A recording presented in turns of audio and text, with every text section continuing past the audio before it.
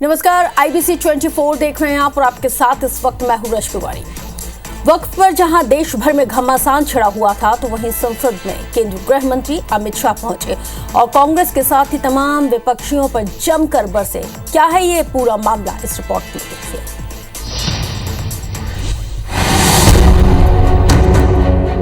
Congress party और उसके साथियों ने मुसलमान भाइयों को डरा डरा कर अपनी वोट बैंक खड़ी करने का काम किया। हम नहीं डरा रहे मुसलमानों को, आप डरा रहे हो भाई। आप कह रहे हो ये हो जाएगा। मैं कहता हूं इस देश के नागरिक को किसी भी धर्म का हो कोई आंच नहीं आएगी मान्यवर। ये नरेंद्र मोदी सरकार का सही मान्यवर। ये जो भ्रम खड़ा किया जाता है कि ये एक मुस्लिम भाइयों के धार्मिक क्रियाकलापों के अंदर, उनके दान की हुई संपत्ति के अंदर दखल करने का है, ये बहुत बड़ी भ्रांति फैलाकर माइनॉरिटी को डराकर अपनी वोट बैंक खड़ी करने के लिए किया जा रहा है मान्यवर।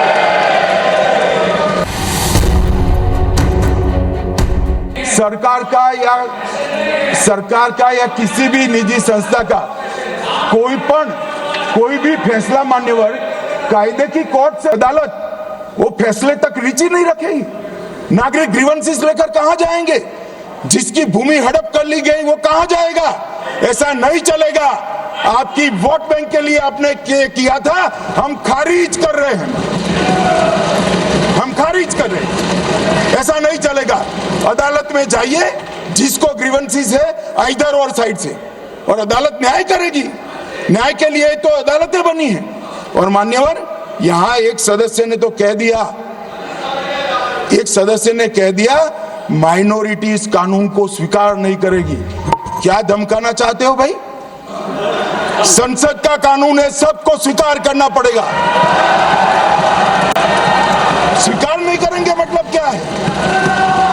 कैसे बोल सकते हैं कोई? हम कानून को स्वीकार नहीं करेंगे। ये कानून भारत सरकार का है, हर एक पर बंधन करता होगा और इसको स्वीकार करना पड़ेगा।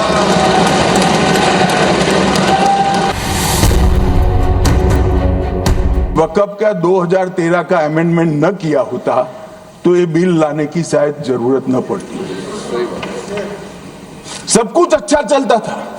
14 में चुनाव आने वाला था, 13 में रातों रात तुष्टीकरण करने के लिए वक़्फ़ कानून को एक्सट्रीम बना दिया गया। और मान्यवर, इसके कारण क्या हुआ? इसके कारण दिल्ली लुटियन की 123 वीवीआईपी संपत्ति कांग्रेस सरकार ने जब चुनाव मुहाने पर थे, 25 दिन दूर था, वक़्फ़ को देने का काम कर दिया। दिल्ली वक़्फ़ बोर्ड ने उत्तरी रेलवे की भूमि वक़्फ़ के नाम घोषित कर दी। हिमाचल में वक़्फ़ की संपत्ति बताकर उस पर अवैध मस्जिद बनाने का काम किया। 250 हेक्टेयर क्षेत्रफल वाले 12 गांव पर वक़्फ़ का स्वामित्व हो गया तब तमिलनाडु में। और मान्यवर, तमिलनाडु के 1500 साल पुराने तिरुचेंदुरई मंदिर की 400 एकड़ भूमि को वक़्फ़ की संपत्ति घोषित कर। मान्यवर, तेलंगाना में 66,000 करोड़ की 1700 एकड़ जमीन पर दावा कर दिया। असम में मोरीगांव जिले की 134 एकड़ भूमि पर दावा हुआ। बिहार का मैं लालू जी के कोर्ट के साथ बाद में बताता हूं। गुरुद्वारा से संबंधित हरियाणा की 14 मरला भूमि को वक़्फ़ को सौंप दिया। और मान्यवर, प्रयागराज में चंद्रशेखर आजाद पार्क को भी वक़्फ़ घोषित किया। और मान्यवर, महाराष्ट्र के वडानगे गांव में महादेव की मंदिर पर दावा किया। और बीड में कंकलेश्वर मंदिर की 12 एकड़ जमीन वक्फ बोर्ड ने जबरन ले ली। 3 टर्म मोदी जी को चुना है और 3 टर्म भारतीय जनता पार्टी की सरकार रहने वाली है। मेरी बात ठीक कर। केंद्रीय गृह मंत्री अमित शाह ने विपक्ष पर जोरदार हमला बोला और निशाना साधा कि इस बात का भ्रम फैलाया जा रहा है कि वक्फ बिल के खिलाफ अपील नहीं की जा सकती, जबकि ऐसा नहीं है। यूपीए ने साल 2014 में वक्फ बिल वोट बैंक पॉलिटिक्स के लिए लाया था, लेकिन हम वोट बैंक के लिए नहीं कोई काम करते।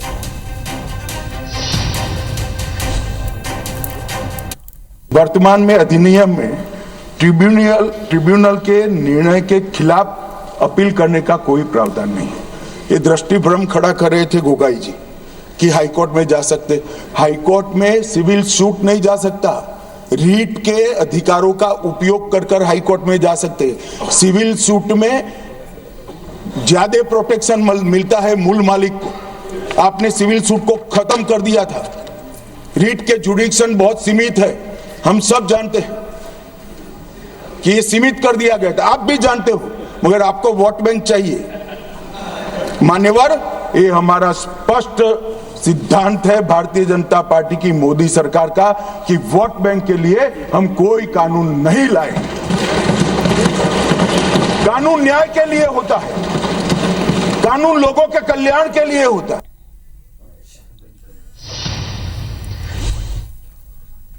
मान्यवर लालू प्रसाद जी, आज आरजेडी के सारे सदस्य बोले जब 2013 का अमेंडमेंट आया, मैं लालू जी का तो पूरा पढ़ना चाहता हूं, बाकी सदस्यों का सिर्फ टोकन पढ़ूंगा। लालू जी ने क्या कहा? मैडम, सरकार जो यह संशोधन विधेयक पेश किया है, सरकार की पहल का हम स्वागत करते हैं। शाहनवाज हुसैन जी और अन्य माननीय सदस्यों ने अपनी बातों को यहां रखा, मैं उसका समर्थन करता हूं। आप देखिए, सारी जमीनें हड़प ली गई है, चाहे सरकारी हो या गैर सरकारी।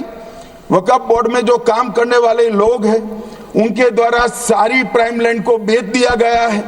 पटना में ही डाक बंगले की जितनी प्रॉपर्टी सब अपार्टमेंट बन गए। इस तरह की काफी लूट खसोट हुई है। हम संशोधन विधेयक तो आपको अंत में लाए हैं, समर्थन करते हैं, लेकिन मैं चाहता हूं कि भविष्य में आप कड़ा कानून लाइए और ये जो चोरी करने वाले लोग हो उनको जेल की सलाखों के पीछे। रेलवे की जितनी जमीन है, जिसमें हजारों करोड़ लाखों करोड़ का रेलवे का कारोबार चलता है, इतनी भूमि वक्फ के पास है और इनकम 126 करोड़ है।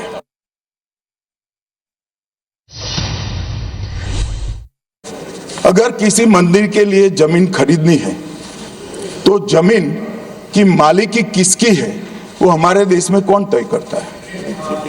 सबको मालूम है, कलेक्टर करता है सर, रेवेन्यू ऑफिसर वही है। तो अगर वक्फ की भूमि जो वक्फ कर रहा है उसकी है या नहीं है, इसकी जांच कलेक्टर करे तो इसमें आपत्ति क्या है? वक्फ तो दान है भाई, और दान अपनी संपत्ति का किया जा सकता है, किसी और की संपत्ति का नहीं किया जा सकता। गांव में कोई बेचारा अमेरिका गया है 4 महीने पढ़ने के लिए, घूमने के लिए आता है तो कि वक्फ घोषित हो गया। कोई कारोबार करने के लिए दिल्ली आया, आता है तो कि वक्फ घोषित हो गया। अरे ऐसा नहीं होता भाई, कलेक्टर को पूछना पड़ेगा सरकारी संपत्ति है या नहीं है, इसकी जांच करनी चाहिए या नहीं करनी चाहिए। ढेर सारे मंदिर बनते हैं, बने भी है, बनेंगे भी। ढेर सारे चर्च बने हैं, गुरुद्वारे बने हैं, सरकारी संपत्ति पर बन सकते हैं क्या? नहीं बन सकते मान्यवर। जहां वक्फ की घोषणा होती है वो भूमि सरकारी है या नहीं है वो सत्यापित करना ही चाहिए, और कलेक्टर के अलावे इसको कोई सत्यापित नहीं। केंद्रीय गृह मंत्री अमित शाह ने साफ कहा है कि अब वक्फ बोर्डों की मनमानी बिल्कुल नहीं चलेगी। अमित शाह ने विपक्ष पर बिल को लेकर गुमराह किए जाने का गंभीर आरोप लगाया, साथ ही भरोसा दिया है कि वक्फ में एक भी गैर मुस्लिम नहीं आएगा।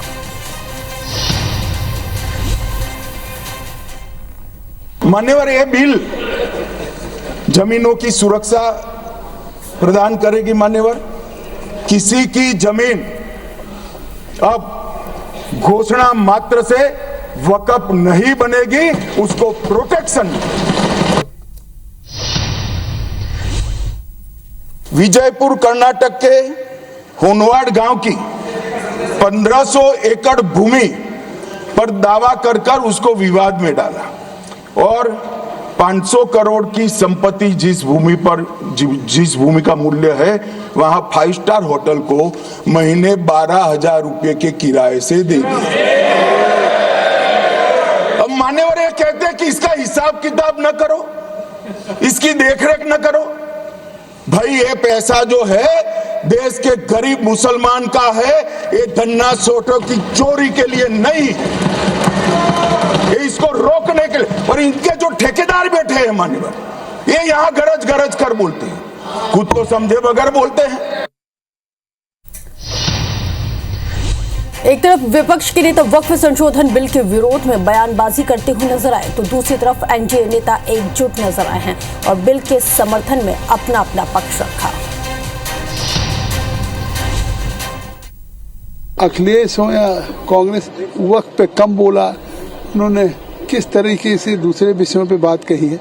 आज ये वक्त पे साफ है कि ये लोग मुसलमानों को केवल वोट बैंक समझ करके यहाँ पे भाषण कर रहे हैं, एक तुष्टीकरण कर रहे हैं। और आज सरकार जो इस अमेंडमेंट को लेकर के आई है, वो पसमानदा, गरीब या महिलाओं के वेलफेयर। जब ये वक्फ संशोधन विधेयक इस सदन में पेश हुआ था, जेपीसी में जाने के पहले, तब से ये नैरेटिव बनाने का प्रयास किया जा रहा है पूरे देश में, और पूरे देश का माहौल खराब किया जा रहा है, यह बता के कि यह मुसलमान विरोधी है।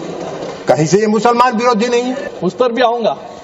महत्वपूर्ण दिन है कि पहले 370, फिर ट्रिपल तलाक और आज सीएए, और आज गरीब मुस्लिम भाइयों के उद्धार के लिए ये वक्त का बिल इस सदन में लाया गया है। मैं मेरे पार्टी शिवसेना और हमारे नेता एकनाथ शिंदे जी की तरफ से इस बिल का पूरी तरीके से समर्थन करता हूँ। मुझे लगता है कि ये बिल की राजनीति हो रही है।